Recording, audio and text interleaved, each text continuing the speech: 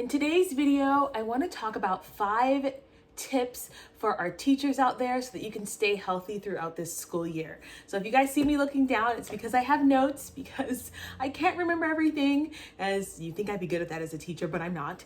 So I have some notes here, so I'm looking down, that's what I'm doing. So let's get right into it. This is my 11th year teaching, you guys. My first year of teaching, I gained like 15 pounds because I was that teacher who was like, I'm gonna get up at 6 o'clock in the morning. I'm gonna be at work at 7. I stayed until, 4, 5, 6 o'clock at night. Teaching was my world and I thought I was doing it, And some of my first year teachers, you guys know what that's like, right? You're there, you're at the school and you are killing it, right? But you're not taking care of yourself. And that's what it was like for me. I was there all day. I wasn't necessarily eating the best foods. All the snacks in the faculty room were there. And you guys that know me know that I'm a person of moderation. But, when you're eating those cookies every day and going to happy hours every Friday, at some point, you've got to start to make a change. So that's what I did. So today I'm going to go ahead and give you guys 5 tips that helped me stay healthy throughout the school year so that I could take care of myself and in turn take care of my students. Number 1, making time for a 30-minute walk. I think there's this idea that if you're walking, you're not exercising. But the reality is that our ancestors used to walk minimum 5 miles a day, which means you walking 30 minutes is more than you typically do. So you're actually increasing your total daily expenditure by carving out time for a 30-minute walk, whether that's in the morning or at lunch or after school with one of your teacher friends. A 30-minute walk is like a massage for your nervous system, especially if you shut off your devices and you just walk. It is a great way to activate your parasympathetic nervous system and to just let it breathe and relax so that you can think clearly and be a little bit more in tune with your emotions. And of course, burn a few extra calories. So that's number 1.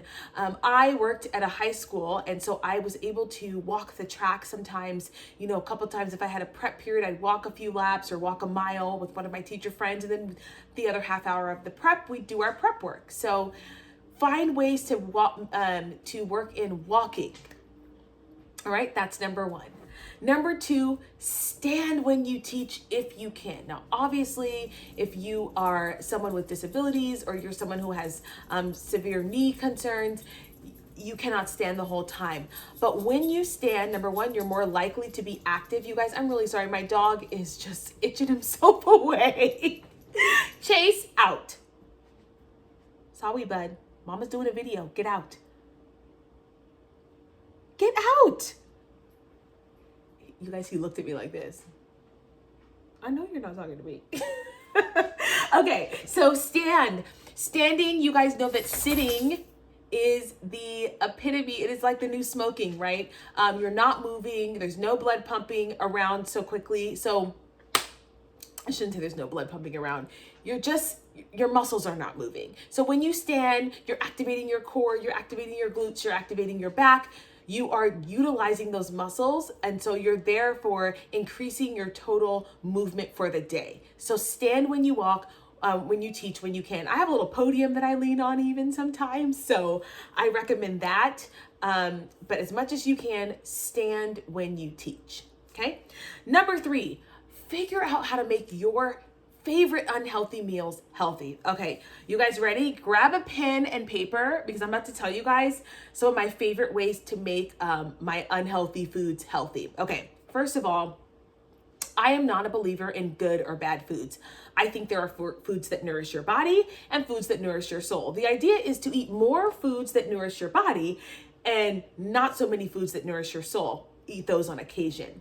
So things like pizza and burgers and ice cream and highly palatable foods nourish your soul, and they're fine in moderation. But at a school, you guys know that those come every Friday at lunch, or there's this event happening. So it can be easy to just kind of slip into the habit of making those a regular part of your nutrition when really there's not a lot of nutritional value. I'm not saying to be afraid of sweets or anything like that, but you all have to be honest about what health is, right? Health is not consuming high amounts of sugar, processed carbohydrates, and fats, right? So let's just keep that in mind there. My favorite way to make pizza Okay, so Safeway, Sprouts, and Trader Joe's, y'all, if you're not in California, I don't know if like Aldi's and HEB has those, but they're like flatbreads. They're in the square, and they're about 25 carbs for the flatbread. So what I like to do is I put pizza sauce on the flatbread. I put some cheese that's not super high in fat. So I like a little mozzarella, maybe even a little Mexican blend, and I still use moderation with the cheese. So I put some of that in there. I crumble turkey sausage that's seasoned, Italian seasoned turkey sausage, and I throw that bad boy in the oven, and that satisfies my pizza craving. There's tons of recipes online, you guys. You don't need me. Number 2, ice cream. I love a good Greek yogurt instead of my froyo. That has a lot of protein and a lot less sugar. So I'll do either unsweetened or even some that's sweetened with fruit. It is delicious. You can have a cup of that, which is very filling and satisfying, and without increasing your calories too much or having a lot of sugar.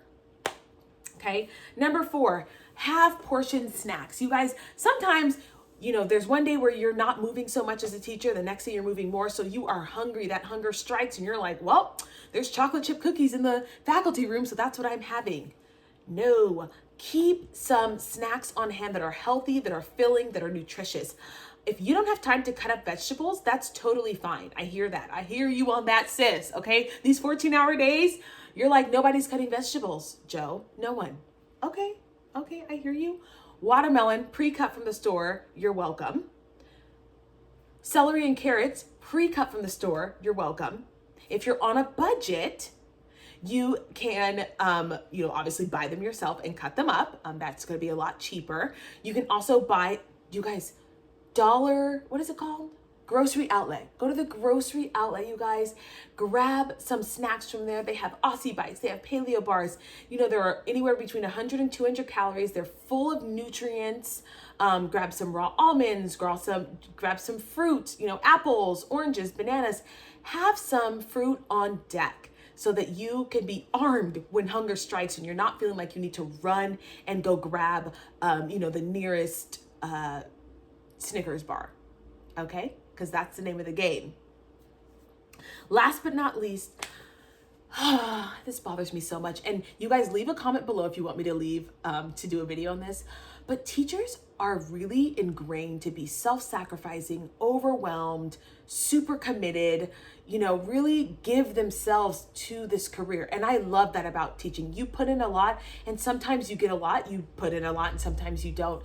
But I love this career. I don't love how there's an expectation that we will throw ourselves into the fire at the expense of everyone, for everyone else. I don't like that.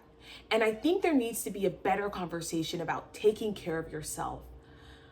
Most teachers leave the profession because of burnout. Burnout means you've been working too much and not doing enough for yourself. I promise you. So my first year when I was working those 14-hour, 10-hour days or whatever, 12-hour days, I promise you not a one godly thing was happening after 5 p.m. It just wasn't, my brain wasn't functioning. But I was like, but I just need to do one more grading and I need to do one more, word wall. For what? For what? Is it worth it? Is it worth it when you could go walk for 30 minutes, take a nap, and then go be more effective the next day? So I know there is a fine line. The teaching profession requires sacrifice. It requires hard work. It requires a level of dedication that most people can't handle, which is why you can do it. But if you want to stay in this for the long haul, you have to take care of yourself. And sometimes that means closing that classroom door with that stack of ungraded papers, not if it's near grading deadline, don't quote me on that, and saying, you know what, I'll clean up the mess tomorrow. But right now, I need to go exercise. I need to meal prep, because if I don't feel good about what I'm doing and what I'm putting in my body, I'm not going to feel good about teaching. I'm not going to feel good. Okay? So those are your 5 tips, you guys. I hope you enjoyed this video. Give this a thumbs up, subscribe if you like it, and share it if it's something that you think other people would enjoy. Bye, guys.